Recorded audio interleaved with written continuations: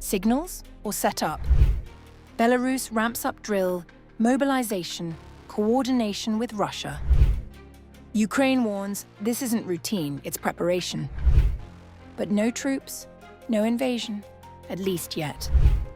So what is it? Pressure, deterrence, or the next front opening?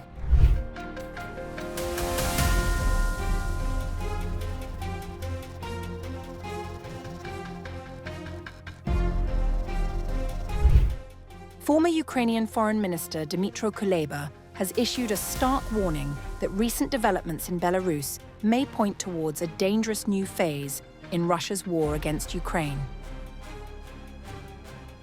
In a 13-minute video published on YouTube on April 18th, Kuleba said the issue has once again exploded into the information space, but stressed that these developments are not sudden. Instead, he described them as part of a gradual process dating back to February 2022, when Belarus allowed Russia to use its territory to launch the full-scale invasion of Ukraine from the north. Although Belarusian troops did not directly enter combat, the former Ukrainian minister argued that Minsk had already acted as an accomplice. Now, 4 years on, he sees signs that Belarus could be preparing for a more active role. Kuleba outlined 5 developments which, taken together, suggest increasing military readiness under Russian supervision. First, he pointed to continuous combat training of Belarusian army units, with Russian instructors and commanders. The first is the continuous combat training of Belarusian army units, with Russian instructors, coordinators and commanders involved in the process. On its own, military readiness exercises are not unusual, but in the broader context, they take on greater significance. Next, he highlighted an increased emphasis on overall mobilization readiness, extending beyond the armed forces to include reservists. Second, Belarusian authorities have placed increasing emphasis on the country's overall mobilization readiness, not just the preparedness of its armed forces. This includes renewed focus on reservists. Reports that Alexander Lukashenko signed a decree calling up reserve officers are not extraordinary in themselves, but they become more meaningful when viewed alongside other developments. Third, Kuleba noted that Belarus conducted command and staff exercises in March. Belarus's command and staff exercises in March were not simple inspections of combat readiness, but larger-scale drills aimed at testing coordination between headquarters and military units, a more serious level of preparation. The fourth factor, as per Kuleba, is the strengthening of Belarus's air defense system. This suggests Minsk expects that its airspace could come under attack in the event of a wider conflict. Belarus's own systems are insufficient, and Russia is believed to be supplying additional air defense assets to help create a protective shield. Fifth, the former Ukrainian minister noted intensified coordination between Russian and Belarusian militaries. This interaction appears to be concentrated at the level of planning and synchronization rather than joint deployment of units. I am convinced Russia is helping Belarus prepare in a serious way. Kuleba also drew attention to Lukashenko's recent meeting with military leadership, during which the Belarusian leader declared that the era of peace for Belarus was over, stating, "We are preparing for war." Kuleba dismissed claims that these measures are purely defensive.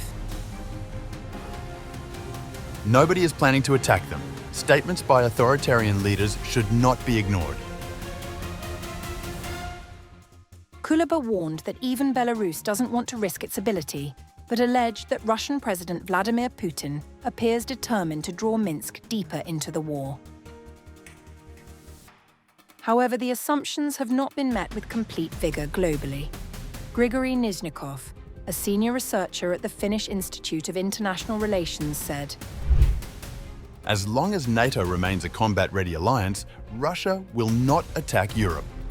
Therefore, warnings by Ukrainian politicians about future attacks, including from Belarus, look unrealistic and could harm Ukraine. Ukraine is making a mistake. While no strike groups have yet been identified that would indicate an immediate offensive, activity along Ukraine's northern border continues to increase under close Kremlin supervision.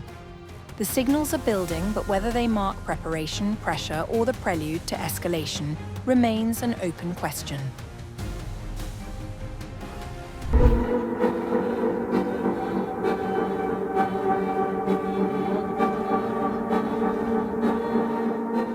Ukrainian drones struck the Tuapse oil refinery on Russia's Black Sea coast overnight, killing one person, injuring another, and setting off a large fire at the facility, the second attack on the same target in less than a week. The refinery, owned by Russian state energy giant Rosneft, is Russia's only oil processing facility on the Black Sea and one of its 10 largest, capable of refining up to 12 million tons of crude oil per year. It feeds directly into the Tuapse port export terminal, making it a critical node in Russia's seaborne oil trade. Krasnodar Governor Veniamin Kondratiev confirmed the strike caused a fire at the seaport and widespread damage across the city, with windows shattered at a school, a kindergarten, a church, a museum, and an apartment building. A gas pipeline was also damaged. Tuapse was subjected to another massive drone attack overnight. As a result, according to preliminary information, one man was killed in the seaport. I express my deep condolences to his family. Another person was injured and is receiving all necessary medical assistance. The attack came just 4 days after a previous strike on April 16th sparked a fire that burned for 3 days and required more than 150 firefighters and nearly 50 pieces of equipment to extinguish, finishing just hours before the latest assault began. The strike is part of a broader Ukrainian campaign targeting Russia's energy export infrastructure. In March alone, long-range drone attacks and Shadow Fleet tanker seizures reportedly disabled around 40% of Russia's oil export capacity. Ukraine's President Volodymyr Zelensky, in his recent presidential address, put a price tag on the damage. Our long-range sanctions continue to work. I am grateful to all our warriors for their precision. In March alone, Russia's oil revenue losses from our long-range capabilities are estimated at no less than $2.3 billion. In just 1 month, we will continue this work in April. I would like to especially recognize the first separate center of the Unmanned Systems Forces of the Armed Forces of Ukraine, the 98th Reconnaissance Center of the Special Operations Forces, the 19th Missile Brigade, the 360th Separate Coastal Missile Brigade, as well as our special services, the Security Service of Ukraine, intelligence, and everyone who is doing their best to reduce Russia's capabilities and to enhance our security, the security of Ukraine. Zelensky also directly criticized a decision by the United States announced on April 17th to extend a temporary waiver on Russian oil sanctions until May 16th. This decision will bring no real benefit to diplomacy, and every dollar from oil only encourages Russia to continue the war. Ukraine has previously struck Baltic Sea export hubs at Ust-Luga and Primorsk, as well as the Novorossiysk oil terminal. Kyiv frames the campaign as both retaliation for Russian strikes on Ukrainian cities and a deliberate effort to drain the Kremlin's war chest.